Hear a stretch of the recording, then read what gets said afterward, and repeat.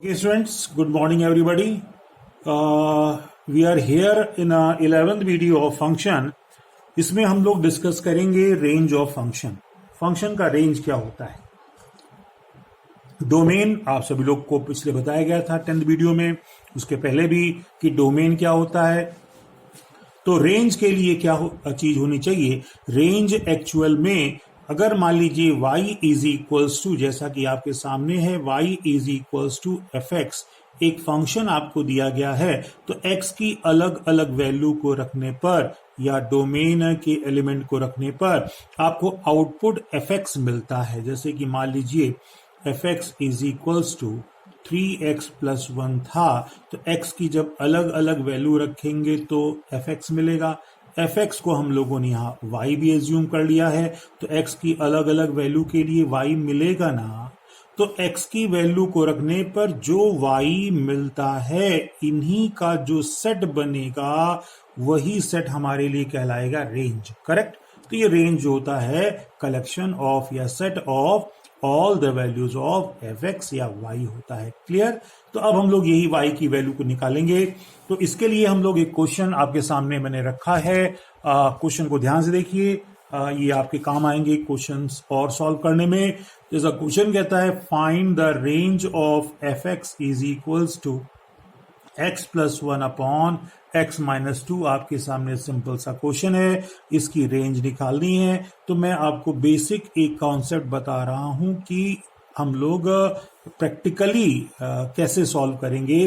तो रेंज के लिए फॉर द रेंज लेट, जो भी आपको एफ एक्स दिया गया है उसको आप y एज्यूम कर लोगे. क्या करोगे, y is equals to F X मान लिया, और एफ एक्स की वैल्यू जो भी हमको दी गई है वो वैल्यू हमने क्या किया, इस एफ एक्स के प्लेस पर यहां पर रख दिया. तो ये y इज इक्वल्स टू एक फंक्शन आपके सामने है. अब चूंकि हमें रेंज निकालनी है, तो रेंज निकालने में एक चीज और हमको करनी पड़ती है या करेंगे हम लोग. जैसा कि y is equals to X के फॉर्म में एक फंक्शन दिया गया है, तो जब भी रेंज फाइंड करेंगे खास करके अलजेब्रिक फंक्शंस का, तो उसमें हम x is equals to y के फॉर्म में हम फंक्शन बनाएंगे.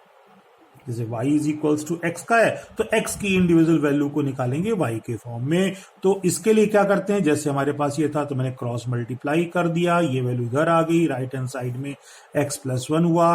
अब y को अंदर डिस्ट्रीब्यूट कर दिया, दोनों में आप देख रहे हैं y x minus 2y is equals to X plus 1 आ गया. अब हमें x को एक तरफ कलेक्ट करना है, तो x यहां पर है, x यहां पर, इनको इधर ट्रांसफर किया तो ये हो गया, ये बेचारा उधर गया तो ऐसा हो गया. तो अब यहां पर अगर x को कॉमन लेंगे तो x बाहर आएगा, तो y माइनस 1 उसको नीचे भेज देंगे. तो आप देख रहे हैं x की वैल्यू हो गई 2y plus 1 upon y minus 1, ये चीज मिल जाती है. तो रेंज को निकालने के लिए ये चीज हमें स्टेब्लिश करनी पड़ेगी क्वेश्चंस में. क्लियर. अच्छा, तो अब x इज इक्वल टू मिल गया. तो मैंने क्या बताया था, रेंज क्या होता है, set of all the values of y for which x be defined. Clear. अब x भी डिफाइंड, y की वो सभी वैल्यू जिसके लिए x डिफाइंड हो. और आपने डोमेन को निकालते समय देखा था कि x कब डिफाइंड नहीं होगा, जैसे वहां y डिफाइंड की बात थी, यहाँ x की, तो यहां पर भी x दो केस में डिफाइंड नहीं होगा. जब x की वैल्यू अंडर रूट में माइनस आ जाए, या x इज इक्वल्स टू ऊपर कोई भी कांस्टेंट हो, अपॉन में अगर 0 आ जाता है, तो इस केस में x डिफाइंड नहीं होगा. तो यहां पर भी हमें x वो वैल्यू y की फाइंड करनी है जिसके लिए x डिफाइंड है. तो रूट का यहां पर कोई ऑप्शन नहीं है. हाँ, डिनोमिनेटर 0 हो सकता है. तो अब रेंज के लिए लिखेंगे, for range denominator this value of denominator never equals to 0 means y की वैल्यू 1 नहीं हो सकती. क्लियर. जब y की वैल्यू 1 नहीं हो सकती तो रेंज क्या होगा, जैसा कि डोमेन में था, all real number except this one. Clear. तो ये आपका रेंज यहां पर मिल जाता है. हम इसको रेंज को यहां पर फाइंड कर लेते हैं. तो ये था आपका पहला क्वेश्चन जो आपने देखा रेंज के उसमें. अब हम लोग आगे चलते हैं दूसरे क्वेश्चन में. उसमें हम लोग देखेंगे कि रेंज कैसे निकालते हैं. तो दूसरे क्वेश्चन के लिए आते हैं हम लोग सेकंड पेज पर. तो दूसरा क्वेश्चन जैसा कि आप देख रहे हैं आपके सामने है, दूसरा क्वेश्चन कह रहा है find the range of F X is equals to, आप देख रहे हैं क्या लिखा है, अंडर रूट एक्स माइनस 3। यहां पर जो क्वेश्चन बताया जा रहा है उसी पर कंसंट्रेट करेंगे, इधर उधर ध्यान नहीं देंगे।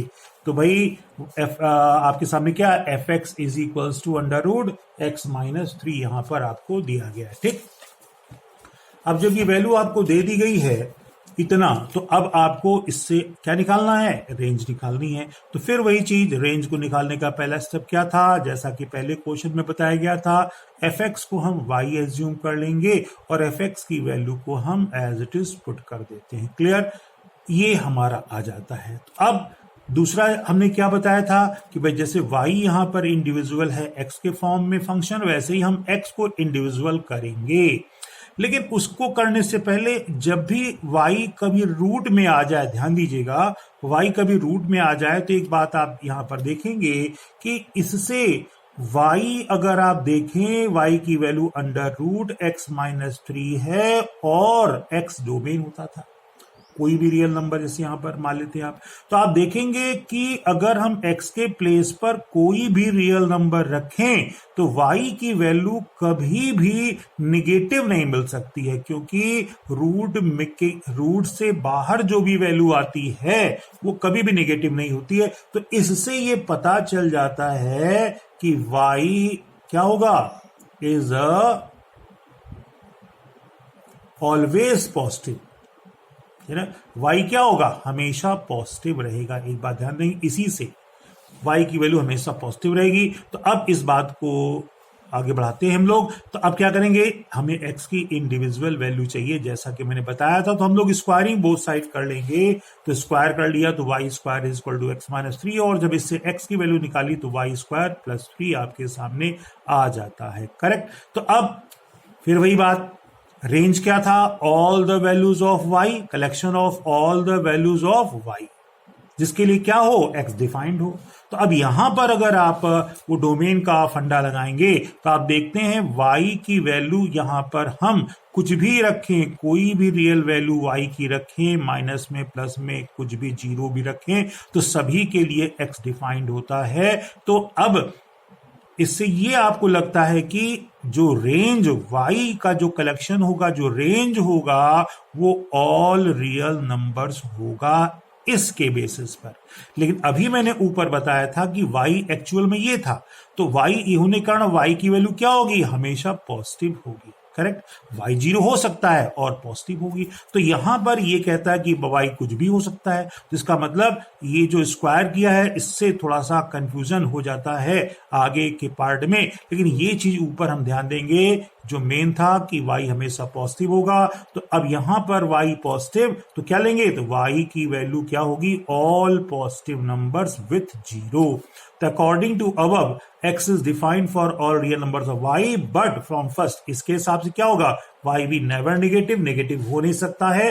तो अब आंसर क्या होगा, आंसर ये होगा ऑल रियल नंबर्स या all positive real numbers with zero. तो कहने का मतलब ये हुआ कि माइनस इंफिनिटी से प्लस इंफिनिटी के बीच जीरो के इधर नेगेटिव नंबर होते हैं, इधर +1 +2 होते हैं, इधर -1। तो जो आपका यहां पर रेंज आएगा वो जीरो से लेकर ये सारे पॉजिटिव रियल नंबर, मतलब जीरो इंक्लूड होगा, क्लोज ब्रैकेट 0 to इंफिनिटी होगा। क्लियर होगी बात ना। स्क्वायर रूट में कभी दिया गया हो तो आप ध्यान देंगे। तो ये हमारा आंसर आता है रेंज का यहां पर। तो चलिए अब हम एक दूसरे क्वेश्चन पर बढ़ते हैं। इस तरीके से उस बात को ध्यान दीजिएगा। Find the range of F X is equals to under root 9 minus X square. ये दूसरा क्वेश्चन आपके सामने है, आपको इसकी रेंज निकालनी है। तो जैसा पहले बताया था, एफ एक्स को हम y एज्यूम करेंगे और y की value as it is put कर देते हैं, तो हमें y ये मिल जाता है। और इतना मिलना, फिर देखिए y की वैल्यू अंडर रूट में है, तो अंडर रूट में होने का क्या होगा, y be always positive with zero, zero भी होगा और पॉजिटिव होगा, नेगेटिव y नहीं हो सकता है। तो फिर आगे हम लोग बढ़ते हैं, y की वैल्यू से हम लोग x की वैल्यू को यहां फाइंड करते हैं। स्क्वायरिंग बोथ साइड करेंगे, स्क्वायरिंग करने पर ये आ जाता है, x को इधर ट्रांसफर करेंगे तो x square is equal to 9 minus Y square आपके सामने है। अब इससे x निकालेंगे तो क्या जाएगा, under root 9 minus Y square, ये आपकी x की वैल्यू आ जाती है। तो अब आगे हम लोग बढ़ेंगे कि भाई इससे रेंज निकालेंगे। रेंज पता आपको, set of all the values of y for which x be defined. तो अब यहां पर चूंकि रूट में है, रूट के अंदर अगर क्वाड्रेटिक है तो क्वाड्रेटिक में आपको पता है कि रूट के अंदर x डिफाइंड कब होगा, x डिफाइंड तब होगा जब रूट के अंदर की वैल्यू जो है वो 0 या 0 से बड़ी हो, मींस 9 माइनस वाई स्क्वायर जो होगा ग्रेटर इक्वल टू 0 होगा। करेक्ट। तो अब इसको हम चाहें तो आप पहले बताया गया था कि जनरली इस तरह से इनइक्वलिटी में अगर क्वाड्रेटिक है तो वेरिएबल को हम लोग पॉजिटिव बना लेते हैं, तो माइनस से मल्टीप्लाई जब करेंगे तो माइनस से मल्टीप्लाई करने पर इनइक्वलिटी चेंज हो जाएगी, आपका ये आ जाएगा और इसके फैक्टर कर लेंगे तो आपके y माइनस 3 और y plus 3 less than equal to 0 हो जाएगा। क्लियर। तो यहां पर अब जब ये दो फैक्टर आ गए तो फैक्टर के केस में इनइक्वलिटी को सॉल्व करने में जैसा कि डोमेन में बताया गया था नंबर लाइन की हेल्प लेते हैं। तो इसके पहले हम लोग क्या करेंगे, इन अलग अलग फैक्टर्स को 0 इक्वेट करके, इसको 0 के इक्वल करके, इसको भी 0 के इक्वल करके क्रिटिकल वैल्यूज हम लोग फाइंड कर लेते हैं। जब इसको 0 करेंगे तो y की वैल्यू 3 आ जाएगी और इसको जब 0 के इक्वल लेंगे तो y की वैल्यू माइनस 3 आ जाएगी। अब इन दोनों वैल्यू को हम लोग क्या करेंगे, नंबर लाइन पर प्लॉट करेंगे। और जब नंबर लाइन पर हम लोग प्लॉट करते हैं तो आप देखते हैं माइनस इन्फिनिटी से प्लस इन्फिनिटी तक नंबर लाइन होती है। यहां पर 3 मैंने यहां पर पुट कर दिया, माइनस 3 को यहां पुट कर दिया, 3 को यहां पुट कर दिया। अब नंबर लाइन आप देख ही रहे हैं कि इस दोनों वैल्यूज ने नंबर लाइन को 3 पार्ट में, 1 पार्ट, 2 पार्ट और 3 पार्ट में डिवाइड कर दिया।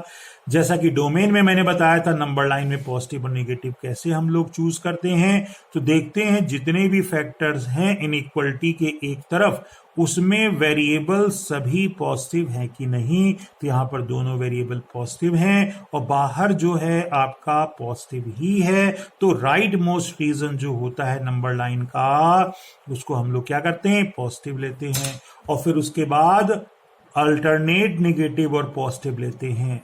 ये जरूरी नहीं कि हमेशा अल्टरनेट लें, हमने आपको पहले बताया था कि ये पॉजिटिव कब लेते हैं और अल्टरनेट पॉजिटिव नेगेटिव तब चलता है जब जितने भी फैक्टर्स हैं इनइक्वलिटी इक्वेशन में वो आपके लीनियर हों, क्वाड्रेटिक ना हो या होल स्क्वायर होल क्यूब ना हो। करेक्ट। सिंगल मतलब पावर सिंगल होनी चाहिए, 1 होनी चाहिए।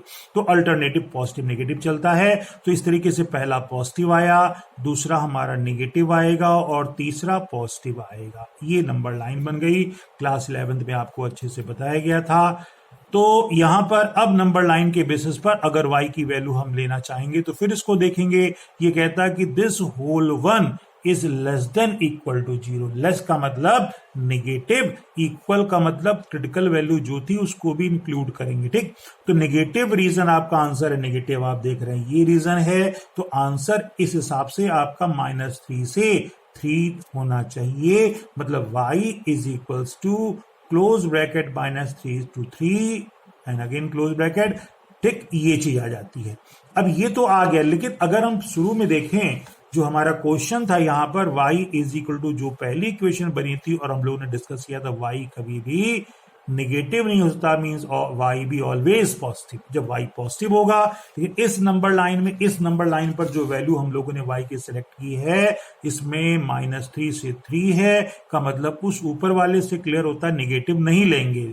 तो बस वही चीज यहां लिखी गई। But from first it is clear that y be never negative. जब नेगेटिव नहीं होगा तो क्या होगा, नेगेटिव को इसमें हम लोग छोड़ देंगे तो 0 से लेकर आगे की वैल्यू ले लेंगे। तो यहां पर y हमेशा बड़ा होगा, इक्वल होगा 0 से। तो रेंज क्या आ गया, 0 to infinity। क्लियर। तो ये हम लोगों ने रेंज फाइंड कर ली है इस क्वेश्चन की।